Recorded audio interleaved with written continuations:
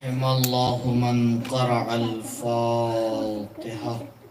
أعوذ بالله من الشيطان الرجيم.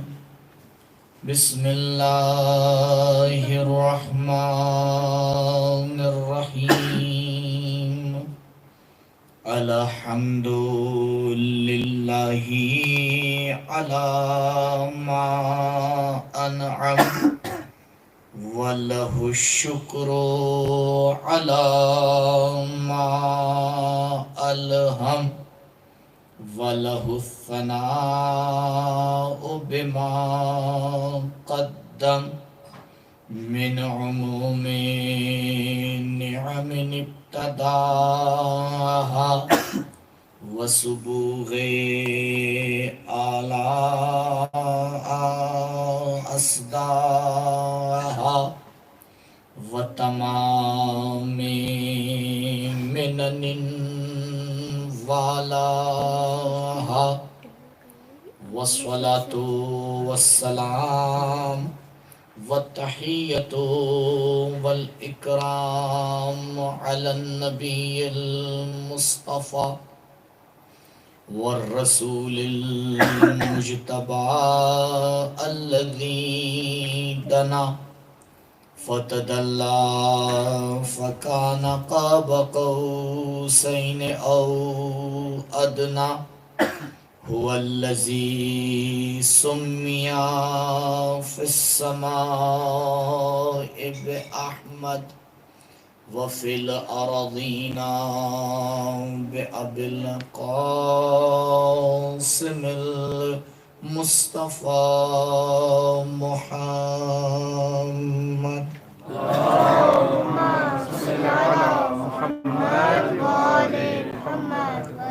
وعلى أهل بيته الأطيبين الأطهرين المعصومين المظلومين الذين أذهب الله عنهم الرجس وطهرهم تطهيرا.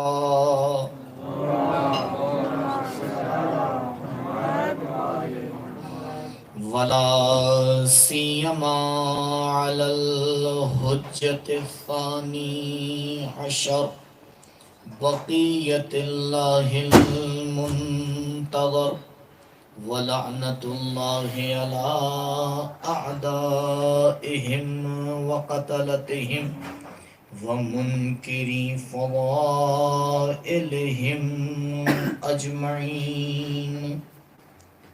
أما بعد فقد قال الله الحكيم في بيانه الكريم.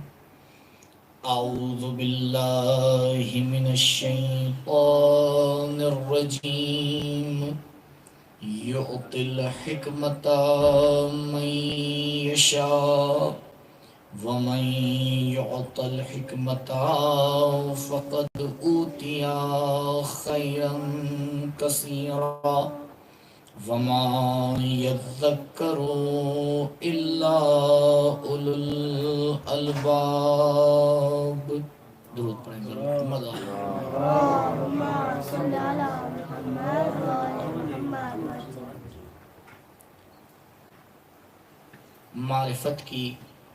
معرفت کے حوالے سے گفتگو کا سلسلہ سورہ مبارکہ بقرہ کی آیت نمبر 269 کو سرنامے کلام بنا کر آپ کی خدمت میں پیش کیا. کل ہماری گفتگو معرفت کے ارکان میں سے ایک اہم رکن یعنی خود معرفت کے حوالے سے ہوئی اور جو اس کی تقسیمات تھی اس کو آپ کے سامنے بیان کیا. علماء نے یقین اور معرفت کے 4 مختلف درجے بیان کیے. جس میں سے 3 کی طرف کل آپ کی خدمت میں اشارہ کیا. 2 الگ الگ مثالیں اور اس کا سہارا لے کر کوشش کروں گا کہ بات کی وضاحت ہو کہ یہ 3 رتبوں کا آپس میں فرق. وہ چوتھا رتبہ جو معرفت کا ہے، اور روایات کے ذیل میں اس کو دیکھیں کہ حقیقت معرفت روایات میں کیا بیان کی گئی ہے. تو آپ سے عرض کیا کہ ایک وہ ذات ہوتا ہے یا عارف کہا جاتا ہے، دوسری وہ شے ہوتی ہے کہ جس کا علم حاصل ہوتا ہے. اب کوئی بھی چیز ہو اسے معروف کہا جاتا ہے، معلوم کہا جاتا ہے، اور یہ صفت جو اس ذات کے لیے حاصل ہوتی ہے اسے علم اور معرفت کہتے ہیں. ساری گفتگو اسی صفت کے اوپر ہے کہ اس صفت کے 4 مختلف درجے روایات میں بیان کیے جا رہے ہیں. ابھی تفصیل سے امیر کائنات علی ابن ابی طالب علیہ السلام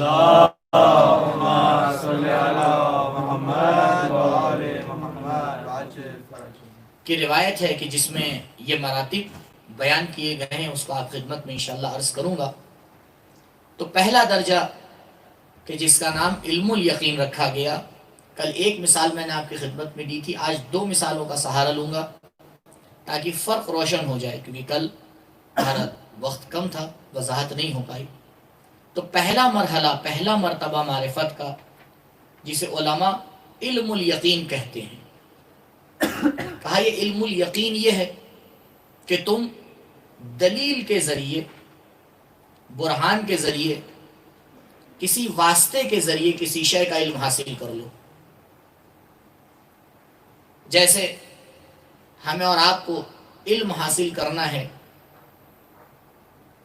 کہ سورج گہن کب ہوگا، چاند گہن کب ہوگا. اب جو اس فن کے ماہر ہیں وہ حساب کتاب اس بات پہ دلیل ہے کہ سورج گہن یا چاند گہن اس وقت پہ ہوگا.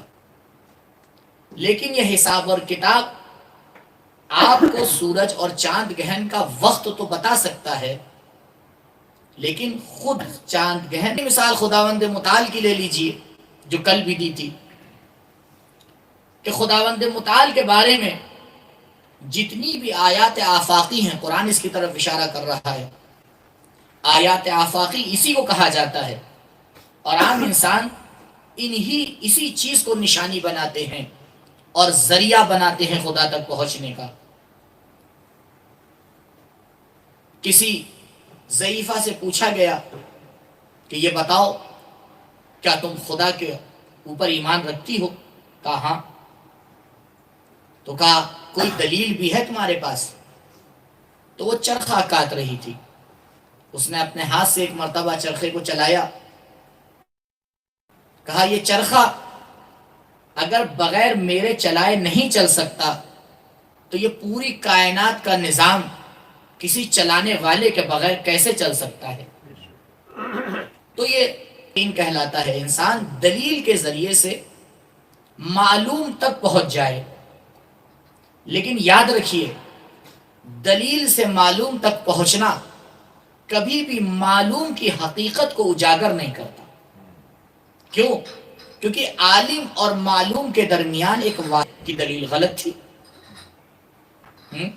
بھئی حساب کتاب غلط لگا دیا گیا تھا. اور آپ تو جانتے ہی ہیں ماشاءاللہ سے ہر سال ہم یہ کارنامہ دیکھتے ہیں اپنے ملک میں، تو کچھ ایک دن پہلے منا لیتے ہیں، کچھ ایک دن بعد تک مناتے رہتے ہیں، کبھی کبھی تو دوسرا دن بھی ہو جاتا ہے. تو ضروری نہیں ہے کہ علم الیقین میں انسان ہے واسطہ ضروری نہیں ہے کہ آپ کو ہدایت تک پہنچا پائے، مگر یہ کہ وہ ذریعہ بالکل صحیح ہو. تو پہلے یہ بھی جانچ پڑتال کرنا پڑے گی کہ جو آپ دلیل لے کے آ رہے ہیں، جو آپ ذریعہ لے کے آ رہے ہیں، وہ بالکل صحیح ہے یا نہیں. تو یہ پہلا مرحلہ. پہلے مرحلے میں غور فرمائیے، کوئی فرق نہیں ہے آپ کا معلوم کون ہو، جو بھی ہو، چاہے آپ مثال سورج اور چاند گہن کے لے لیجئے، چاہے آپ مثال خداوند متعال کی لے لیجئے. لیکن جب دوسرے مرحلے میں پہنچتے ہیں اور علماء اس کا نام رکھتے ہیں عین الیقین، آ گئی جس گھڑی کے لیے ماہرین فن نے کہا تھا کہ اس وقت سورج گہن لگے گا، اور آپ نے اب مشاہدہ کرنا شروع کیا، آپ نے دیکھنا شروع کیا کہ وہ سورج جو ابھی تک نور دے رہا تھا دھیرے دھیرے تاریکی میں چھپنے لگا۔ تو بتائیے کیا آپ کے علم میں فرق نہیں آئے گا؟ ابھی تک آپ نے سورج گہن کا تصور کیا تھا، لیکن اب آپ اس حقیقت کو دیکھ رہے ہیں۔ اسے کہا جاتا ہے عین الیقین۔ عین الیقین وہ مرحلہ ہوتا ہے جہاں پر عالم معلوم تک واسطے سے نہیں پہنچتا ہے بلکہ اب معلوم کو دیکھ رہا ہوتا ہے۔ لیکن اگر میں مثال کو بدل دوں اور یہ کہوں کہ اگر اس مثال کی جگہ خداوند متعال کو لا کے رکھ دیا جائے تو آپ بتائیں خدا کو کیسے دیکھا جائے گا؟ بھئی خدا کے بارے میں علم الیقین کا، عین الیقین کا مطلب یہ ہے کہ خدا کو دیکھیں۔ یہاں پر روایات نے آ کے سہارا دیا، کہا دیکھو خداوند متعال کو ان آنکھوں سے نہیں دیکھا جا سکتا ہے، خداوند متعال کو دیکھنے کے لیے دل کو پاک کرنا پڑتا ہے۔ یہ اندر کی آنکھیں ہوتی ہیں، یہ بصیرت کی آنکھیں ہوتی ہیں جو خداوند متعال کا مشاہدہ کرتی ہیں۔ پروردگار کا مشاہدہ سر کی آنکھوں سے نہیں کیا جاتا ہے، سر کی آنکھوں سے کیا جاتا ہے۔ یہاں پر انسان دوسرے مرحلے میں پروردگار کا مشاہدہ کرتا ہے اور اس کو کہتے ہیں یہ ہمارا علم شہودی۔ شاید چند دن پہلے میں نے اس روایت کو آپ کے سامنے پیش کیا تھا کہ جس میں مولا فرما رہے ہیں کہ انسان بصیرت تک نہیں پہنچ سکتا مگر یہ کہ میری نورانی معرفت حاصل کرے۔ اس روایت پہ انشاءاللہ گفتگو کروں گا، آج صرف اشارہ کر رہا ہوں کہ حضرت نے وہاں پر کون سی معرفت کی طرف اشارہ کیا ہے؟ معرفت شہودی کی طرف اشارہ کیا ہے کہ جب تک انسان کو شہودی معرفت نہ ہو جائے خداوند متعال کی اور ان ہستیوں کی کہ جو مظہر صفات پروردگار ہیں تب تک مسئلہ سنبھلتا نہیں ہے۔ تیسرا مرحلہ ایک قدم اور آگے ہے، لیکن یہ مشاہدہ بھی اس حقیقت کو نہیں بتا پاتا جو آپ کے معلوم کی حقیقت ہے، اور آج یہیں پر ہم تھوڑا انشاءاللہ آپ کے سامنے گفتگو کریں گے۔ تیسرا مرحلہ کیا ہے؟ کہ تیسرا مرحلہ، پہلا مرحلہ علم الیقین، دوسرا مرحلہ عین الیقین، اور تیسرا مرحلہ ہے حق الیقین۔ حق الیقین یہ ہوتا ہے کہ عالم معلوم کے ساتھ متحد ہو جاتا ہے۔ میں نے عرض کیا تھا آپ سے کل مثال میں کہ اگر کسی انسان کو آگ میں ڈال دیا جائے اور بہرحال وہ بچ کے نکل آئے، اس سے کہیے یہ بتاؤ آگ کی حقیقت کیا ہے؟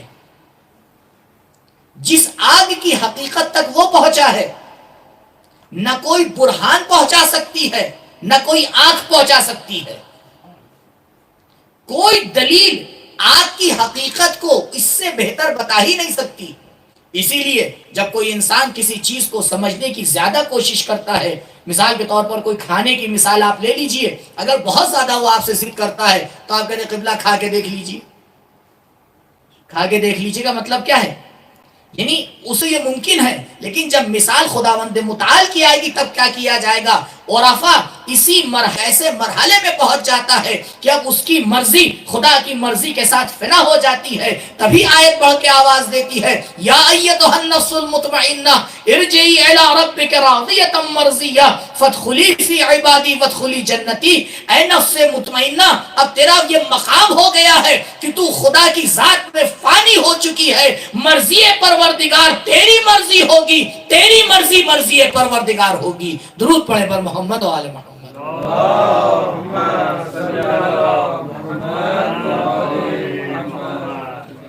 یہ جو مشیت الہی کا مرحلہ ہے، یہ آیت بارہا سنتے رہتے ہیں، ما تشاؤون الا ان یشاء اللہ، یہ چاہتے ہی نہیں ہیں مگر وہ جو خداوند متعال چاہتا ہے۔ تو کیسے یہ دونوں چاہتے ایک ہو گئی؟ یہ دونوں چاہتے کیسے ایک ہو گئی؟ اصول کافی میں جلد نمبر 3 صفحہ نمبر 170 پر روایت موجود ہے۔ حضور سرور کائنات محمد مصطفیٰ صلی اللہ علیہ وآلہ وسلم ایک راستے سے گزر رہے ہیں، آپ کی ملاقات ہوتی ہے ایک جوان سے جس کا نام ہے حارث ابن نعمان انصاری۔ عمر 17-18 سال سے زیادہ نہیں ہے، ایک مرتبہ نبی سوال کرتے ہیں، پوچھتے ہیں کیف اصبحت یا حارث، اے حارث اس وقت تمہاری حالت کیسی ہے؟ حارث پلٹ کے ایک عجیب جواب دیتے ہیں، کہتے ہیں اصبحت موقنا یا رسول اللہ، اس وقت میں یقین کے مرحلے پر پہنچ گیا ہوں۔ ابھی جب یقین کا مرحلہ بیان کیا ہے جناب حارث نے، تو یہ نہیں معین کیا ہے کہ یقین سے مراد کون سا یقین ہے، معرفت سے مراد کون سی معرفت ہے، علم الیقین ہے، عین الیقین ہے، حق الیقین ہے، ابھی معلوم نہیں ہے، ابھی پتہ نہیں چل رہا ہے۔ حضور نے فوراً پلٹ کے سوال کیا وما دلیل یقینک، حارث تمہارے یقین کی دلیل کیا ہے؟ اس سے پہلے کہ جناب حارث کا جواب سنیے، قرآن کی ایک آیت آپ کے سامنے پیش کرتا ہوں تاکہ ربط ہو جائے۔ قرآن اسی یقین کے بارے میں کہہ رہے ہیں، لو تعلمون علم الیقین، لو تعلمون علم الیقین لترون الجحیم، اگر انسانوں کے پاس علم الیقین ہوتا تو وہ جہنم کو دیکھ رہے ہوتے۔ یہ آیت ایک اور بات کو بھی ثابت کر رہی ہے کہ جنت و جہنم ابھی موجود ہیں، کیونکہ جو چیز موجود نہیں ہوتی اسے دیکھا نہیں جا سکتا۔ قرآن کہہ رہا ہے کہ اگر ان کے پاس علم الیقین ہوتا، یعنی یہ جو نہیں دیکھ پا رہے ہیں یہ ہماری مشکل ہے، جنت اور جہنم کی مشکل نہیں ہے۔ اور اسی بات کو جناب حارث نے آگے بیان کیا کہ یا رسول اللہ میں مقام یقین کے اوپر فائز ہو چکا ہوں۔ رسول نے سوال کیا حارث وما دلیل یقینک، تمہارے یقین کی دلیل کیا ہے؟ سیکھیں حضور سرور کائنات سے۔ حضرت نے صرف دعوے کو سن کر قبول نہیں کر لیا، حارث کے دل میں جو کچھ ہے سب حضور کو معلوم تھا، شاید اتنا خود حارث کو نہ پتا ہو، لیکن اس کے باوجود بھی آپ نے سوال کیا کہ یہ تم کہہ رہے ہو اس کی دلیل کیا ہے؟ ہمیں یہ سکھایا کہ اگر کوئی بات بیان کی جائے اس کی دلیل پہلے پوچھ لینا، ایسا ہی قبول نہ کر لینا، بغیر دلیل کے نہیں بات کو ماننا چاہیے۔ کہا پہلے دلیل پوچھو، حضرت نے دلیل پوچھی، اب حارث نے دلیل دینا شروع کی۔ کہا یا رسول اللہ میری حالت ایسی ہو گئی ہے کہ پوری رات عبادت میں گزرتی ہے، پورا دن روزے میں گزرتا ہے، اور جب میں توجہ کرتا ہوں تو میرے کان میں جنت والوں کی آواز آتی ہے کہ جو خدا کی نعمت سے متنعم ہو رہے ہیں، جہنم میں جن کو عذاب کیا جا رہا ہے ان کی آوازوں کو میں اپنے کان سے سنتا ہوں۔ اگر آپ مجھے اجازت دیجئے تو میں ابھی آپ کے سامنے بتا دوں کہ جو لوگ آپ کے ساتھ چل رہے ہیں اس میں کتنے جنت والے ہیں کتنے جہنم والے ہیں۔ سبحان اللہ سبحان اللہ۔ قرآن نے کیا کہا؟ لو تعلمون علم الیقین لترون الجحیم، قرآن کی آیت کی تفسیر پیش کر دی، کہا تفہیم پر جوانی میں پہنچ سکتا ہے تو جو اہل بیت کے گھرانے میں پلا اور بڑا ہو اگر وہ کائنات کے اسرار کی خبر دے دے تو تعجب کس بات کی ہے؟ درود پڑھیں بر محمد و آل محمد۔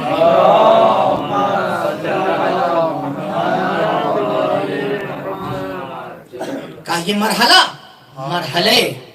علم الیقین، اور اس کے بعد جب عین حق الیقین آئے تو آپ سوچیں انسان پھر کہ یہ تو ابھی دوسرے مرحلے کے آثار انسان کے اوپر مترتب ہوتے ہیں، یعنی اگر معرفت یہاں تک پہنچ جائے۔ مسئلہ یہ ہوتا ہے کہ انسان کی معرفت پہلے ہی درجے میں کامل نہیں ہوتی۔ آپ کو تعجب ہوگا لیکن یہ حق ہے۔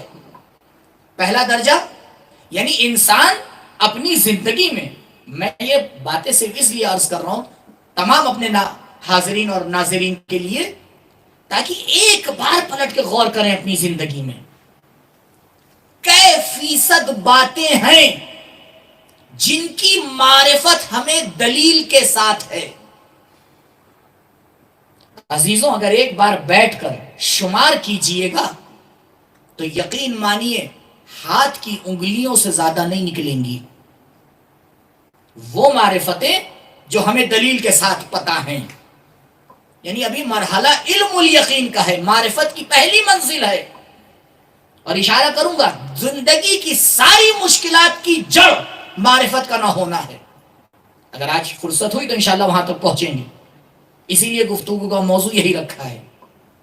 آپ دیکھیں ہم آئے ایک بار اپنی زندگی میں، بل الانسان علی نفسہ بصیرہ، انسان اپنی بصیرت سب سے زیادہ رکھتا ہے، سب سے زیادہ اپنے آپ کو جانتا ہے. ایک بار پلٹ کے دیکھے کہ اس کے پاس جو معرفت ہے دلیل کے ساتھ ہے یا تقلید کے ساتھ ہے.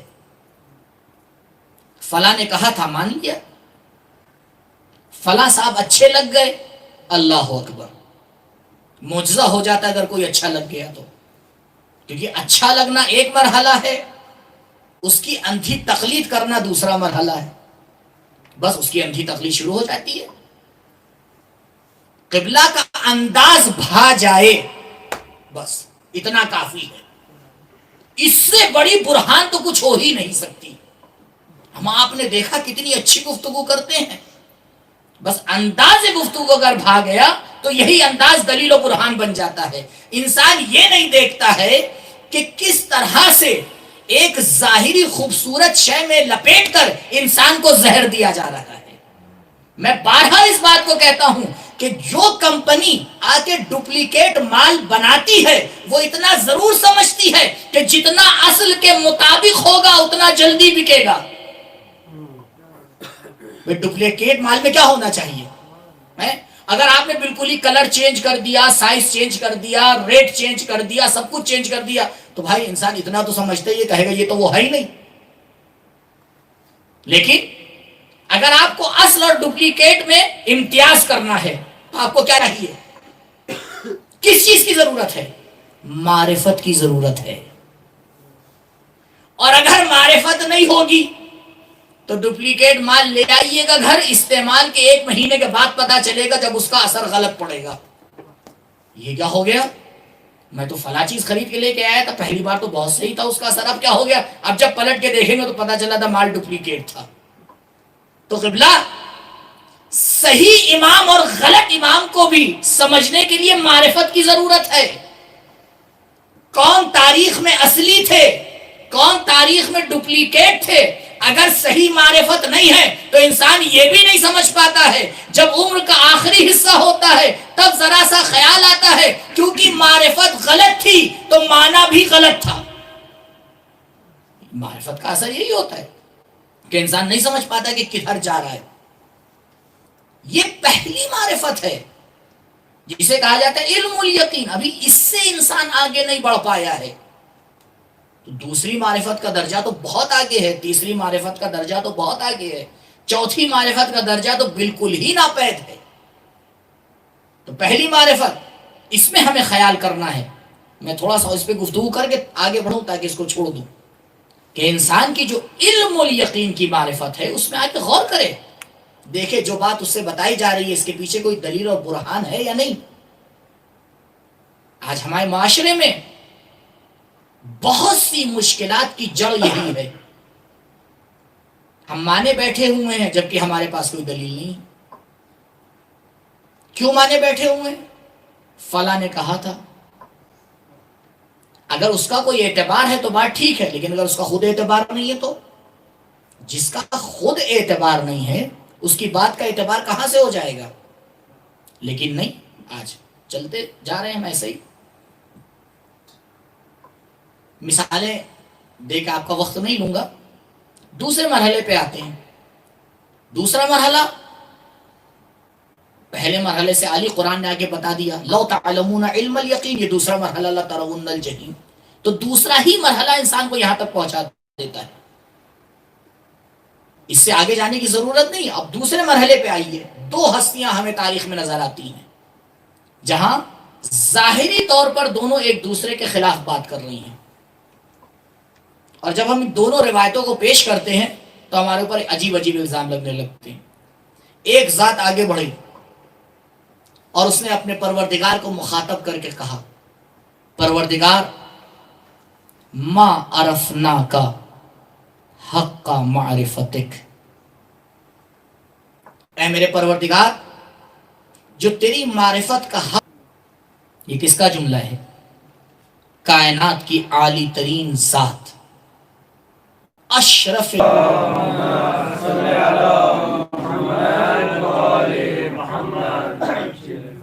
آپ نے مشہور جملہ ہے آپ کا تاریخ میں روایات میں، ما عرفنا کا حق معرفتک، اے میرے پروردگار جو تجھے پہچاننے کا حق تھا وہ ادا نہیں ہوا۔ بحث اور گفتگو معرفت ہی کی تو ہے۔ مثال میں نے اسی لیے خدا کی دی تھی کہ جب خدا کی معرفت کی بات آئی تو کائنات کے عظیم ترین انسان کے پیر بھی لڑکھڑاتے ہوئے نظر آئے۔ اس لیے بڑے سکون سے اس مسئلے کے اوپر غور کیجئے گا کہ جب خدا کی معرفت کی بات آتی ہے تو خدا کی معرفت کسی ذات کے لیے ممکن نہیں ہے، چاہے کوئی ہو،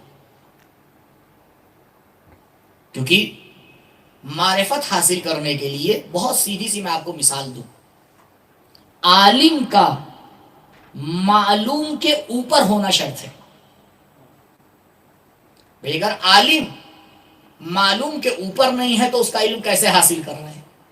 برابر بھی نہیں ہو سکتا، اگر برابر ہے تب بھی پوری طرح سے علم نہیں ہوگا۔ ظاہری مثال دوں تاکہ بات روشن ہو، اگر آپ کسی کھیت میں کھڑے ہوئے ہیں،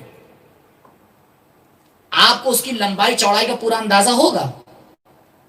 ہو ہی نہیں سکتا۔ کیوں؟ کیونکہ آپ اس کے عرض میں کھڑے ہیں، اس کے سائڈ میں کھڑے ہیں۔ ذرا سا اپنے آپ کو اونچائی پہ پہنچائیے، جیسے ہی عالم معلوم کے اوپر پہنچتا ہے اس کا علم ہو جاتا ہے۔ اب پتا چلتا ہے کہ اس کی لمبائی کتنی ہے، اس کی چوڑائی کتنی ہے۔ یہ تو مادی اور ظاہری مثال ہے، مانوی مثالیں بھی بالکل اسی طرح سے ہیں۔ اگر عالم معلوم کے ساتھ رہے گا تب تک اس کا علم حاصل نہیں کر سکتا کما حق ہو۔ اگر معلوم کا علم صحیح سے حاصل کرنا ہے، اس کی معرفت صحیح سے حاصل کرنا ہے تو معلوم کے اوپر جانا پڑے گا۔ کائنات میں کون سی ایسی ذات ہے جو آ کے دعویٰ کرے کہ وہ خدا سے اوپر جا سکتا ہے؟ نہ کوئی جا سکتا ہے، نہ معرفت حاصل کر سکتا ہے۔ درود پڑھیں پر محمد و آل محمد۔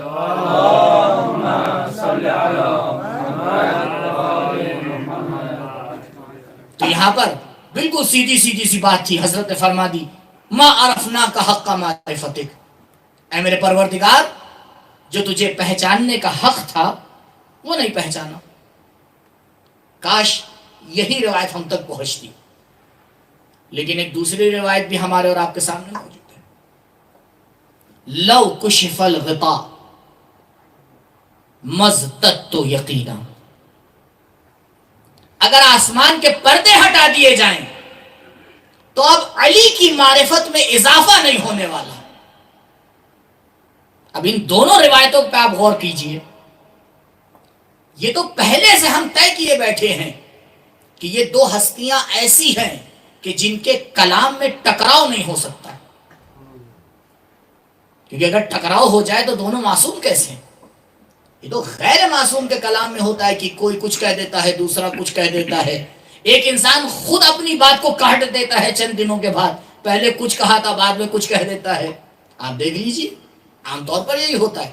لیکن یہ معصوم کا کلام ہے، معصوم کا کلام کبھی ٹکرا نہیں سکتا، نہ اپنے کلام سے، نہ دوسرے معصوم کے کلام سے، نہ قرآن سے، یہ ہو ہی نہیں سکتا۔ اگر ظاہری طور پہ کہیں ٹکراؤ نظر آئے تو پھر حل تلاش کیجئے گا کہ اس کا حل کیا ہے۔ علماء نے آگے متعدد حل پیش کیے کہ کس طرح سے ان دونوں معرفتوں کا آگے جمع کیا جائے۔ ایک نفس رسول، ایک خود رسول، ایک آ کے اعلان کر رہا ہے ما عرفنا کا حق معرفت، پروردگار تیری معرفت حاصل نہیں ہوئی، اور دوسرا کیا کہہ رہا ہے؟ اب اگر آسمان کے پردے بھی ہٹا دیے جائیں تو اب معرفت میں اضافہ نہیں ہونے والا۔ اب جیسے ہی ان روایات کو پیش کیا جاتا ہے ہمیں متہم کر دیا جاتا ہے، ارے شیعہ تو ایسے ہی ہوتے ہیں، یہ تو ہمیشہ علی کو چڑھاتے رہتے ہیں، بڑھاتے رہتے ہیں، یہ دیکھتے ہی نہیں ہیں۔ نہیں، مسئلہ یہ ہے کہ بات کو سمجھا جائے۔ علماء معرفت کی دو قسمیں آگے بیان کرتے ہیں ایک حوالے سے۔ ایک کا نام ہے معرفت بالوجہ اور دوسرے کا نام ہے معرفت بالکنہ۔ اور بالکل اسی انداز میں جو میں آپ کے سامنے تقسیمات بیان کر رہا ہوں، یہی انداز میں ہے، یعنی علم الیقین اور عین الیقین، اس کا دوسرا نام آپ رکھ لیجئے۔ بھائی ایک آپ کو معرفت ظاہری طور پر دیکھ کے جتنا آپ پتہ لگا سکتے ہیں، معرفت بالوجہ یعنی جتنی میرے اندر سمجھنے کی صلاحیت ہے، معرفت بالکل جتنی اس شے کی حقیقت ہے۔ یہ دو الگ الگ معرفتیں ہیں۔ جب دو ہستیاں دو طرح کے کلام کر رہی ہیں تو آپ نہیں کہہ سکتے کہ دونوں ایک ہی معرفت کو کہہ رہی ہیں۔ عزیزوں اگر ذرا سا غور کیا جائے تو مسئلہ بڑا آسان ہے۔ کیوں؟ کیونکہ ذات علی مرتضی جس مقام کی بات کر رہے ہیں وہ معرفت بالوجہ ہے، یعنی انسان کو پروردگار نے جتنی قدرت اور طاقت دی ہے، اگر وہ خدا کو سمجھنا چاہے تو اب علی سے زیادہ نہیں سمجھ سکتا۔ کائنات کے کسی انسان میں اتنی معرفت نہیں ہے جو علی سے بہتر خدا کو سمجھ لے۔ اگر اسی مقام پر رسول ہوتے تو وہ بھی یہی فرماتے، لو کشف الغطا مستقت یقینا۔ لیکن دوسری معرفت، معرفت بالکل ہے، حقیقی معرفت ہے۔ حقیقی معرفت کسی کو ہو ہی نہیں سکتی۔ جب اس مقام پہ رسول آتے ہیں تو فرماتے ہیں معرفنا کا حق کا معرفت ہے۔ اگر علی بھی اسی مقام پر آ جائے تو وہ بھی یہی فرمائیں گے معرفنا کا حق کا معرفت ہے۔ درود پڑھیں پر محمد و آل محمد۔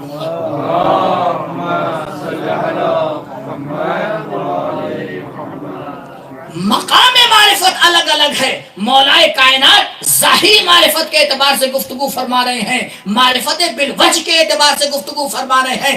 اے کائنات کے انسانوں، اے دنیا کے انسانوں، تم کتنی بھی کوشش کر لو، تم کتنی بھی کاوش کر لو، خدا کی معرفت کے حوالے سے تم علی سے زیادہ خدا کو نہیں پہچان سکتے، کیونکہ انسان میں اس سے زیادہ خدا کو پہچاننے کی طاقت ہے ہی نہیں۔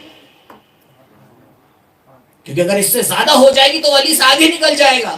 علی نفس رسول ہے، رسول بھی اگر اس مقام پر آئیں گے تو یہی فرمائیں گے کہ جس طرح علی کہہ رہے ہیں اسی طرح نبی بھی کہہ رہے ہیں۔ لیکن یہ مرحلہ عالم کے اعتبار سے ہے۔ اب ارکان علم پہ غور فرمائیے گا، معرفت پہ، یعنی عالم کے اعتبار سے اگر گفتگو ہوگی تو مولائے کائنات بولتے ہوئے نظر آئیں گے۔ جب معلوم کے اعتبار سے گفتگو ہوگی، خدا کے حوالے سے گفتگو ہوگی تو رسول بولتے ہوئے نظر آئیں گے۔ اگر تم خدا کو دیکھ رہے ہو تو کوئی نہیں پہچان سکتا، اگر عالم کو دیکھ رہے ہو تو علی سے زیادہ کوئی نہیں پہچان سکتا۔ مقام الگ الگ ہے۔ جب مقام الگ ہوتا ہے تو معرفت بھی الگ الگ ہو جاتی ہے۔ لہٰذا اگر روایات میں معرفت کے حوالے سے گفتگو کی گئی تو کہیں بھی کوئی ٹکراؤ آپ کو نظر نہیں آئے گا۔ اب میں ایک روایت کا سہارا لوں گا تاکہ ان تینوں معرفتوں کو آپ کے سامنے بیان کر سکوں۔ ایک دعا ہے جسے شیخ بہائی نے، ان کی ایک دعاؤں کی کتاب ہے مفتاح الفلاح، کامیابی کی کنجی، دعاؤں کی کتاب ہے، شیخ بھائی علیہ الرحمہ نے لکھی ہے۔ اس میں وہ ایک دعا آ کے نقل کرتے ہیں کہ یہ دعا 5 جملوں کے اوپر اور 5 دعاؤں کے اوپر مشتمل ہے۔ اس میں 5 دعائیں ہیں اور دعا بزبان باب مدینۃ العلم علی ابن ابی طالب علیہ السلام ہے۔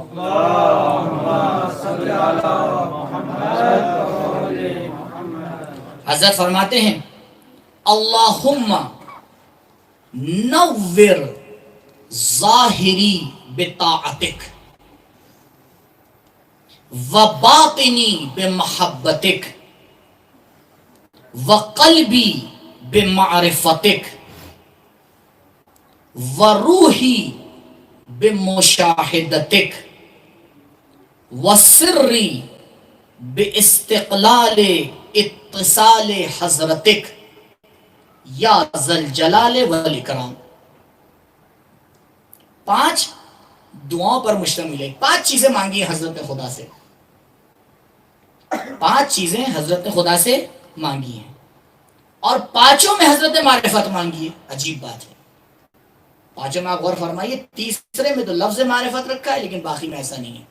پہلی چیز جو حضرت نے مانگی، اللہم نور ظاہری بطاعتک، میرے ظاہر کو اپنی اطاعت سے نورانی کر دے۔ یعنی مولا یہ کہنا چاہ رہے ہیں اگر تم اپنے ظاہر کو نورانی بنانا چاہتے ہو تو خداوند متعال کی اطاعت کرو. خدا کی اطاعت تمہارے ظاہر کو نورانی بنا دے گی. اور پھر حضرت اس کے بعد، اب یہ پہلا مرحلہ ہے، یہ پہلی دعا ہے جس کو آگے علماء کہتے ہیں تجلیہ. یعنی انسان آئے اپنے آپ کو سنوارنے کی کوشش کرے. وہ انسان جو اپنے آپ کو سنوارنے ہی کی کوشش نہ کرے، آپ اس کے سامنے کچھ بھی کہتے رہیے. اردو میں کہتے ہیں بھینس کے آگے بین بجاتے رہیے، اس کے اوپر کیا اثر پڑنے والا ہے. یہ مخاطب وہ انسان ہوتا ہے جو ان مراحل کو طے کرنے کا ارادہ کرے، سوچے مجھے ان مراحل کو طے کرنا ہے، مجھے اس معرفت کو حاصل کرنا ہے. ہاں قبلہ بڑا اچھا بیان تھا، علم الیقین، حق الیقین، فلا فلا فلا، ثم ماذا. یہ بیانات اس لیے نہیں ہے کہ حق و الفاظ بڑے اچھے لگ جائیں. یہ بیانات اس لیے ہیں تاکہ پہلے مرحلے میں خود اور دوسرے مرحلے میں جس تک یہ بات پہنچ رہی ہے وہ اس بات کا ارادہ کرے کہ یہ معرفت حاصل کرنا ہے. انسان اس دنیا میں آئے بغیر معرفت کے اس دنیا سے چلا جائے تو اس سے بہتر ہے کہ نہ آئے، کیونکہ انسان کی فصل معرفت ہے. انسان جتنی معرفت رکھتا ہے اتنا انسان ہوتا ہے. انشاءاللہ اس کو بیان کروں گا آپ کی خدمت میں. انسان جتنی معرفت رکھتا ہے اتنا ہی انسان ہوتا ہے، اس سے زیادہ نہیں ہوتا. اسی لیے بہت سے انسان اس دنیا سے آ کے چلے جاتے ہیں، انسان ہوتے ہی نہیں. تھوڑی سی اس کی وضاحت کر دوں کیونکہ اب یہ بات ذہن میں گھومتی رہے گی. دیکھیے، ہم اور آپ جب انسان کی ڈیفینیشن بیان کرتے ہیں تو کیا کہتے ہیں؟ انسان کون ہے؟ انسان ہمارے نزدیک کچھ اور ہے، خدا کے نزدیک کچھ اور ہے. ایک بچہ پیدا ہوا، آپ نے ایک نمبر بڑھا دیا. بعض ملکوں میں ہوتا ہے نا، کچھ ایک لگا رہتا ہے کہ بھئی اتنے انسان پیدا ہو رہے ہیں، اتنے انسان مر رہے ہیں. ان کے لیے انسان کا معیار یہی جسم ہے، کافی ہے. ہر 10 سال کے بعد جو ہے وہ گنا جاتا ہے، جن سنکھیا ہوتی ہے کہ بھیا کتنے لوگ ہیں، اتنے مرے اتنے جیے، ایک لسٹ بن جاتی ہے. تو یہ تو ہمارے اور آپ کی نظر میں ہے. بھئی آپ کے مدرسے میں کتنے طالب علم ہیں، ایک انسان ہے ہماری نظر میں. فلاں شہر میں اتنے ہیں، آپ کی تعداد ہندوستان میں کتنی ہے، کیا % ہے، گن لیجیے آپ. لیکن جب خداوند متعال انسان کو بیان کرتا ہے تو اس کی تعریف کچھ اور ہے. سورہ مبارک رحمان میں خداوند متعال نے انسان کی حقیقی تعریف کا آ کے پیش کیا ہے. دیکھیں، جب تلاوت قرآن اور حقیقت قرآن کی بات آتی ہے تو بچہ پیدا ہونے کے بعد قرآن پڑھتا ہے یا پیدا ہونے سے پہلے؟ پیدا ہونے سے پہلے تو ماں پڑھے گی، اور بچہ تو پیدا ہونے کے فوراً بعد بھی نہیں پڑھ پائے گا. چند سال گزریں گے تب جا کے وہ اس لائق ہوگا، جب بولنا شروع کرے گا تب جو ہے وہ استاد کو بلایا جائے گا، قبلہ اس کو جو ہے ذرا سا قرآن سکھا دیجیے. وہ الگ بات ہے کہ ہمارے معاشرے میں ستم بالائے ستم یہ ہوتا ہے کہ جو قرآن سکھانے آتا ہے اس کی بہت اہمیت نہیں ہوتی، کیونکہ جیسے ہی کوئی پروگرام ہوتا ہے قرآن کا کلاس چھٹی. صاحب آج مت آئیے گا، فٹ سے فون آ گیا، کیوں کیا ہوا بھائی؟ ارے آج ذرا ہمیں شادی میں جانا ہے. دوسرے دن فون آ گیا، دیکھیے ایک ہفتے تک تو آپ مت آئیے گا، کیا ہو گیا؟ بچے کے امتحان ہیں. اور جب پورے مہینے وہ اپنی محنت کر لیتا ہے تو اس محنت کے بدلے میں اسے وہ دیا جاتا ہے جو دوسری جگہ پہ ایک دن دیا جاتا ہے. تو بھائی جیسا تم قرآن کا احترام کرو گے ویسے قرآن برکتیں نازل کرے گا. سیدھی سی بات ہے. ایک صاحب گئے کہیں، امام جماعت تھے بیچارے، یہ افریقہ کا بالکل صحیح واقعہ ہے. امام جماعت تھے تو یہ طے ہوا کہ بھئی رمضان کا مہینہ ہے، ہر ایک دن ان کو دعوت میں کہیں بلایا جائے گا. تو ایک دن سب جگہ بلایا گیا. اتفاق سے ایک گھر پہ پہنچے، جب وہ کھانا وانا کھا چکے اور چلے گئے تو وہ جو گھر والی تھی انہیں نے اپنے شوہر کو بلایا کہ سنیے، میں نے یہاں تاخچے پہ کچھ روپے پیسے رکھے تھے، وہ نہیں ہے، اور امام جماعت کے علاوہ کوئی اور آپ نے اٹھائے؟ انہیں کہا نہیں میں نے تو نہیں اٹھائے. کہا انہیں نے اٹھائے. جب کوئی دوسرا آیا ہی نہیں تو احتمال کیا دے گی عقل؟ میں ہوں، میں نے رکھے، آپ ہیں گھر میں، آپ کہہ رہے ہیں آپ نے اٹھائے نہیں، اور تیسرے شخص وہی آتے ہیں اکیلے افطار کرنے کے لیے. اب لیکن جرأت تو نہیں، کم سے کم اتنا احترام باقی تک جرأت تو نہیں ہوئی کہ ان سے کچھ کہہ پاتے. وقت گزرتا گیا، یہ دھیرے دھیرے یہ صاحب امام جماعت سے کنارہ کشی کرنے لگے. کبھی چلے جاتے تھے جماعت میں، دور کھڑے ہوتے تھے. ماشاءاللہ حسن زن اور سوء زن تو بالکل اپنے عروج پہ ہوتا ہے نا ہمارے معاشرے میں. تو بھیا جا کے پوچھ لیتے، بات صاف ہو جاتی. پوچھا نہیں، ایسے ہی معاملہ چلتا رہا. دوسرا سال آ گیا رمضان کا. اب سب پھر وہی جو ہے وہ دوبارہ سنت تکرار ہوئی. اب ان کی بھی باری آئی رمضان میں کسی ایک دن. اب دل تو نہیں جا رہا تھا ان کا، لیکن اب کرتے تو کیا کرتے، کیونکہ دوسروں کی باتیں سننے سے بہتر یہ ہے کہ بلا لو بھائی. کیونکہ ہمارے کیا بہت سے کام دوسروں کی وجہ سے ہوتے ہیں نا. ایسا کرو اس کو برا لگ جائے گا، یہ نہ دیکھو خدا کو کیا لگے گا. ایسا تبرک بانٹنا. کورونا نے تو بہت سی چیزوں کو سیٹ کر کے رکھ دیا. اتنی بڑی برکت ہے. میرا موضوع گفتگو نہیں ہے، ایک اور دوسرا عشرہ چل رہا ہے وہاں پہ موضوع گفتگو ہے، وہاں انشاءاللہ بیان کروں گا کورونا کے فوائد. 2-3 مجلسیں صرف اسی پر ہیں، کورونا کے فوائد. کیونکہ خدا بند مطال تو بلا بھیجتا ہی نہیں، بلا تو ہماری طرف سے ہوتی ہے. وہ تو جو بھی بھیجتا ہے وہ نعمت ہی نعمت ہے. خیر آئے بیچارے وہ دوبارہ تشریف لائے. اب جب یہ کھانا اندر سے لے کے جا رہے تھے تو بار بار ان کی زوجہ نے پوچھیے پچھلے سال واقعہ. چھوڑیے، ایک سال صبر کر لیا، ایک دن اور صبر کر لیجیے. کہا نہیں اب صبر نہیں ہو رہا ہے. آخر کار انہوں نے پوچھ ہی لیا. کہا مولانا بہت معذرت کے ساتھ پچھلے سال آپ آئے تھے. کہاں یہاں تاخچے پہ کچھ پیسے رکھے ہوئے تھے. کہاں آپ نے دیکھے؟ ہاں میں نے دیکھے، یہاں رکھے ہوئے تھے. فوراً اقرار کر لیا. لیکن اس کے بعد سے وہ غائب ہو گئے. جیسے ہی انہیں نے کہا غائب ہو گئے، وہ مولانا رونے لگے. انہیں کا چور پکڑا گیا. جب تھوڑا سا دلاسا ہوا کہ کیا ہوا، کہا کچھ نہیں. کہا اگر آپ نے اٹھائے ہیں کوئی بات نہیں، آپ کو ضرورت ہوگی، بہرحال مولویوں کے حالات تو سب جانتے ہی ہیں، اٹھا لیے ہوں گے آپ نے. کہا نہیں میں اس پہ نہیں رو رہا ہوں، میں اس بات پہ رو رہا ہوں کہ تم نے 1 سال میں اپنے گھر کا قرآن اٹھا کے نہیں دیکھا. پیسے تاخچے پہ رکھے ہوئے تھے، ہوا چل رہی تھی. میں نے کہا اگر اٹھا کے کہیں رکھوں گا تو تمہیں ملیں گے نہیں. تو میں نے اٹھا کے قرآن میں رکھ دیے کہ قرآن تو تم روز کھولتے ہوگے، لیکن 1 سال گزر گیا تم نے قرآن کھول کے نہیں دیکھا کہ پیسے اس میں رکھے ہوئے ہیں. اسی وقت جا کے قرآن اٹھا کے کھولا، پیسے ویسے ہی رکھے ہوئے تھے. عزیزوں یہ مصر کے ایک ملک کی داستان نہیں ہے، ہمارے بہت سے گھروں کی یہی داستان ہے. تو جو برتاؤ ہمارا قرآن کے ساتھ ہے، اور اس کے بعد ہماری توقع یہ ہوتی ہے کہ قرآن سے استخارہ دیکھیں تو پورا قرآن غیب کے ساتھ بتا دے کہ لڑکی ایسی ہے، قبلہ فوراً رشتہ بھیج دیجیے. مولانا شادی کا استخارے آپ لوگ تو دیکھتے ہوں گے، ہم تو اتنے دیکھتے ہیں کہ کبھی تھک جاتے ہیں. سامنے والا 7 آپشن دیکھتا ہے، مولانا اس میں سے کس پہ عمل کیا جائے.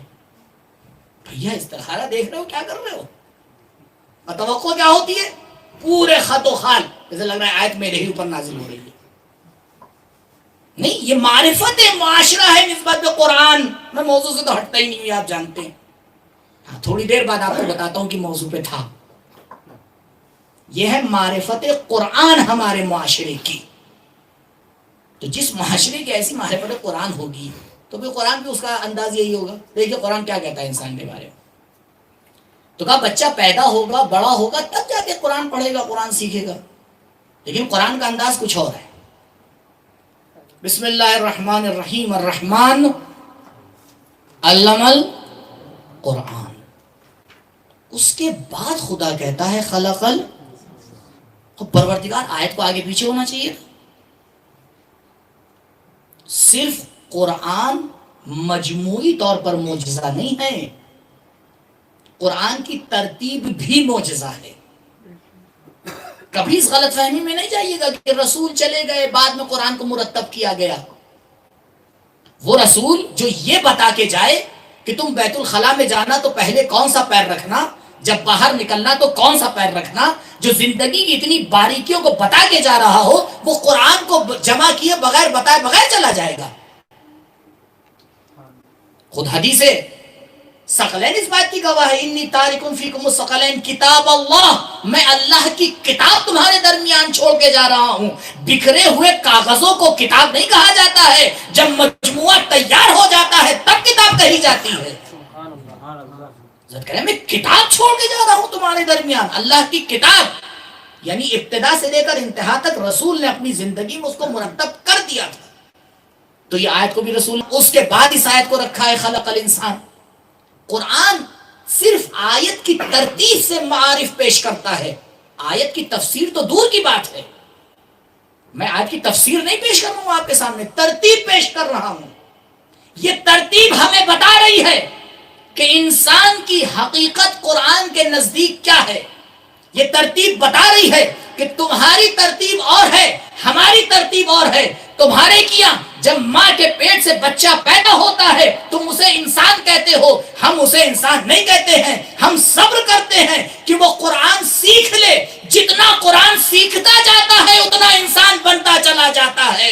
الرحمن علم القرآن، پہلے قرآن کی تعلیم ہوتی ہے، خلق الانسان، قرآن کی تعلیم کے سائے میں انسان کی خلقت ہوتی ہے۔ درود پڑھیں بر محمد و آل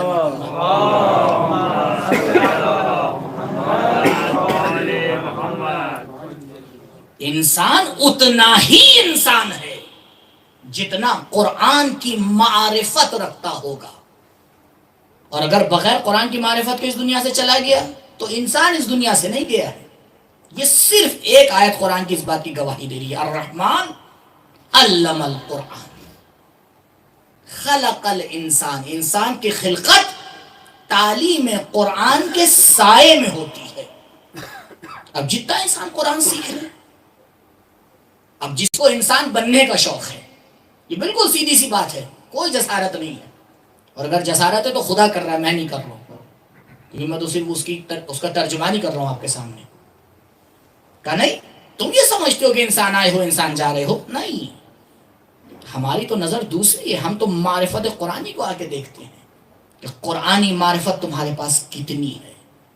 اسی لیے آپ دیکھیں وہ روایات جس میں حملۃ القرآن کا ذکر ہوا ہے، ایسی ایسی روایات ہیں انسان کو تعجب ہوتا ہے سن کر۔ خیر، تو حضرت فرما رہے ہیں پہلی دعا کہ پروردگار میرے ظاہر کو آ کے نورانی کر دے، نور ظاہری بطاعتک، اپنے اطاعت کے ذریعے سے میرے ظاہر کو نورانی کر دے۔ اس کے بعد وباطنی بمحبتک، اور میرے باطن کو نورانی کر دے اپنے محبت کے ذریعے سے، یعنی انسان کا ظاہر عمل صالح سے نورانی ہوتا ہے اور اس کا باطن محبت پروردگار سے نورانی ہوتا ہے۔ اور یقین مانیے نہ محبت پروردگار حاصل ہونے والی ہے نہ عمل صالح ملنے والا ہے جب تک معرفت نہ ہو۔ یہ ایک دعویٰ ہے، اس کی دلیل کل آپ کے سامنے پیش کروں گا، پھر سے دوہرا رہا ہوں۔ یہ پہلا والا مقام اللہم نور ظاہری بطاعتک وباطن، اطاعت کے ذریعے سے یعنی عمل صالح کے ذریعے سے، اور میرے باطن کو محبت کے ذریعے سے نورانی فرما دے۔ یہ دونوں چیزیں بغیر معرفت کے حاصل نہیں ہوں گی، انشاءاللہ کل پیش کروں گا۔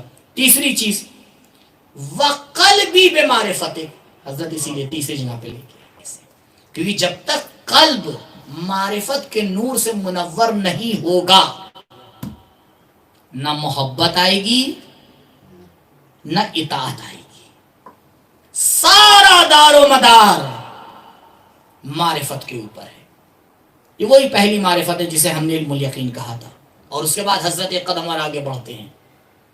دیکھیے بالکل وہی ترتیب ہے، کیونکہ علماء نے ان باتوں کو کہیں اور سے نہیں لیا، روایات سے لیا ہے۔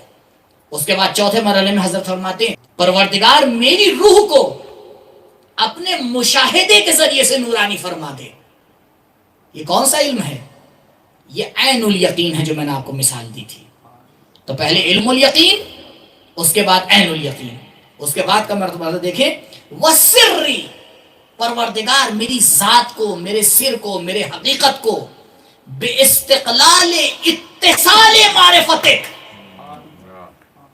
ایسا نور عطا فرما جس میں تیرے ساتھ متصل ہو کے ایک حقیقت بن جاؤں، اسی کو حق الیقین کہتے ہیں۔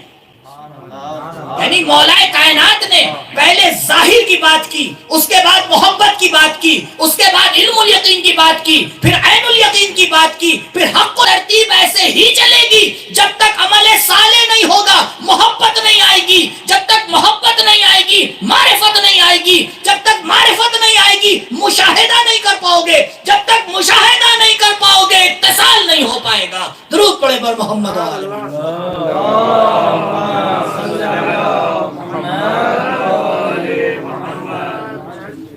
کہا لہذا مرکزیت معرفت کو ہے، معرفت مقدم بھی ہے مؤخر بھی ہے، اور یہی تو معرفت تھی کہ جس معرفت نے حسین کے قلم سے یہ لکھوایا، من الحسین الی الرجل الفقیہ۔ یہ جو مولا کے جملے میں لفظ فقیہ آیا ہے، اس کا مطلب جو آج کل کے فقہائے خدا ان کو سلامت رکھے اس معنی میں نہیں ہے۔ یہ فقیہ بے معنی پورے دین کی معرفت رکھنے والا۔ معالی السکتین میں ایک جملہ نقل ہوا ہے جناب حبیب کی شہادت کے بعد، انشاءاللہ بھی نقل کروں گا۔ میں نے تلاش کیا، دیکھیے گفتگو اصحاب کی ہے، کسی بھی صحابی کی شہادت کے بعد امام نے جملہ نہیں کہا ہے سوائے جناب حبیب کے۔ تاریخ لکھتی ہے خط پہنچا جناب حبیب تک، اور اس وقت جناب حبیب دسترخوان پر بیٹھے ہوئے کھانا نوش فرما رہے تھے۔ کوفے کے حالات آپ بخوبی جانتے ہیں کہ کیا حالات تھے اس زمانے میں کوفے کے۔ کوفے میں پرندہ بھی پر نہیں مار سکتا تھا۔ ابن زیاد نے ایسا ماحول بنا دیا تھا کوفے کا۔ کسی نے دق الباب کیا، دسترخوان پہ سے جناب حبیب اٹھے، اس وقت کون آ گیا؟ اور جانے کے بعد دیکھا حسین کا خط آیا ہے، امام کا خط آیا ہے۔ کتنا حبیب کا دل بے چین تھا حسین کے لیے۔ خط کو دیکھا، آنکھوں سے لگایا، چوما، کھولا، عجیب جملہ لکھا تھا حسین نے، حبیب آؤ حسین کو تمہاری ضرورت ہے۔ عزیزوں یہ جملہ جناب حبیب کے مقام کو بتا رہا ہے۔ امام کسی کا محتاج نہیں ہوتا، لیکن یہ جملہ لکھنا اور حبیب کو بلانا یہ بتا رہا ہے کہ امام کیا چاہتے تھے اور کیا مقام تھا امام کے نزدیک جناب حبیب کا۔ کتنی عظیم شخصیت تھے۔ خط لیا، پڑھا، آنکھوں سے آنسو جاری ہو گئے، سمجھ گئے، جانتے تھے جناب حبیب کے پاس علم منایا و بلایا تھا، جانتے تھے کہ اس وقت حسین کہاں پر آ کے گھر چکے ہیں۔ جیسے ہی اندر پہنچے زوجہ نے سوال کر لیا، کیا ہوا ابھی؟ کہا کچھ نہیں، میں جانا چاہ رہا ہوں لیکن ایک مشکل ہے۔ کہا کیا؟ کہا مشکل یہ ہے کہ تمہیں چھوڑ کے کیسے جاؤں گا۔ کہا حبیب کس نے بلایا ہے، کیا مسئلہ ہے؟ کہا حسین نے مجھے یاد کیا ہے۔ عزادارو پہلے جناب حبیب کو تھوڑا پہچانے، جیسی معرفت ہوگی ویسے مصائب ہوگے۔ کہا حسین نے مجھے یاد کیا۔ کہا حسین نے یاد کیا تو جائیے۔ کہا نہیں، مجھے معلوم اگر میں چلا گیا تو میرے جانے کے بعد تمہیں پریشان کیا جائے گا۔ کہا حبیب حسین بلا رہے ہیں. عزیزوں، یہ جو ہم زیارتوں میں جملہ پڑھتے ہیں بنفسی و مالی و اسرتی، ہم تو جملہ پڑھ کے نکل جاتے ہیں، لیکن اس کا مصداق ہے جناب حبیب کی زوجہ. حبیب کیا کر رہے ہیں آپ؟ حسین بلا رہے ہیں. یہ بتائیے کل اگر قیامت کے دن فاطمہ نے سوال کر لیا حبیب تمہیں اپنا گھرانہ زیادہ پیارا تھا یا میرے حسین کا گھرانہ؟ بس جیسے ہی یہ جملہ سنا، بہرحال علماء اس کے بعد ایک جملہ کہتے ہیں لیکن مجھے تاریخ میں نہیں ملا لہٰذا نہیں پڑھوں گا. اس کے بعد جناب نے کہا ٹھیک ہے میں تمہیں طلاق دیتا ہوں. کہا کیوں؟ کہا تھا کہ تم آزاد ہو جاؤ. کہا حبیب جب تک دنیاوی معاملے رہے تو ساتھ میں رکھا، اب جب حسین کی طرف جا رہے ہو. حبیب نے اپنے رہوار کو تیار کیا، غلام کو تیار کیا. کہا دیکھو فلاں فلاں راستے سے لے کے کوفے کے دروازے پہ پہنچنا، دور پر میں پہنچتا ہوں دوسرے راستے سے، کیونکہ کوفے کا ماحول اجازت نہیں دے گا کہ ہم اور تم ساتھ میں چلیں، اور خصوصاً اگر مجھے کوئی گھوڑے کے ساتھ جاتے ہوئے دیکھے گا تو سمجھ جائے گا. غلام لے کے پہنچا. عزیزوں عجیب تاریخ نے منظر بیان کیا ہے. جناب حبیب پہنچے اور پہنچنے میں تھوڑی سی تاخیر ہو گئی. یہ تاخیر میں بھی حکمت تھی. اب جو قریب پہنچے تو عجیب منظر دیکھا غلام گھوڑے سے باتیں کر رہا ہے. سن پائیے گا کیا کہہ رہا ہے. کہا میرے آقا کے رہوار پریشان نہ ہو، اگر میرا آقا نہیں آیا تو میں حسین کی نصرت کے لیے تیرے ساتھ چلوں گا. تاریخ لکھتی ہے بس یہ جملہ سننا تھا کہ جناب حبیب نے اپنا ماما اتارا. مولا یہ آپ پر کون سا وقت آ گیا ہے کہ غلام اپنی جان دینے کے لیے تیار ہے. ہاتھ جوڑ کے کہوں گا حبیب ابھی تو غلام نے فقط اظہار شہادت کیا تھا. ارے ذرا کربلا آئیے دیکھیے 6 ماہ کا علی اصغر بھی تیار ہے. جزاکم ربکم خیر الجزا. آزاداروں جناب حبیب پہنچتے ہیں. کربلا کا ماحول شمر کے آنے کے بعد عجیب ہو گیا تھا. مخدرات عصمت و طہارت کے چہرے پر سے مسکراہٹ ختم ہو گئی تھی. فرات سے خیموں کو ہٹا دیا گیا تھا. بیویاں ہر وقت ایک دوسرے کو دیکھا کرتی تھی کہ اب کیا ہونے والا ہے، اب کیا ہونے والا ہے. بچے سہمے سہمے نظر آتے تھے، کسی کو نہیں معلوم تھا کہ آگے کیا ماحول پیش آنے والا ہے. ہاں عزیزوں آپ سوچئے عزاداروں، ایسے ماحول میں اگر آواز تکبیر بلند ہو، اگر جوانوں کے چہرے پہ مسکراہٹ آ جائے تو کتنی خوشی کی بات ہوگی. ایک مرتبہ خیام کے اندر تکبیر کی آواز آئی.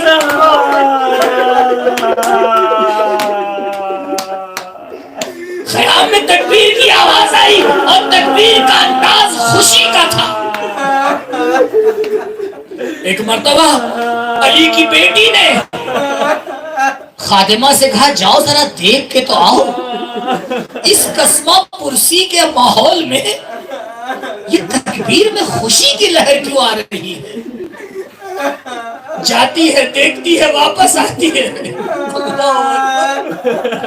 بی بی مبارک ہو. تو ایسے حالات میں مبارکباد. ہاں بی بی مبارک ہو حبیب آئے ہیں. اللہ اکبر. حبیب ہزاروں سلام ہو تمہارے اوپر. تم اہل حرم کی ڈھارس ہو، تم حسین کا ستون ہو. حسین نے بھروسہ کر کے تمہیں بلایا، لیکن حبیب جب اس دنیا سے چلے جاؤ گے جن کی ڈھارس تمہارے اوپر تھی